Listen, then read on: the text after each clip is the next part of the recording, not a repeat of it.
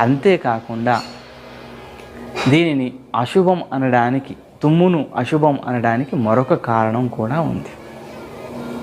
అది ఏమిటి అంటే, తుమ్మిన సందర్భంలో మన గుండె అనేది పనిచేయడం, కొన్ని సెకండ్ల పాటు పనిచేయడం ఆగిపోతుంది. కాబట్టే ఇది తనకు అశుభం, ఇతరులకు అశుభం. కాబట్టి దీనిని అశుభం అంటారు.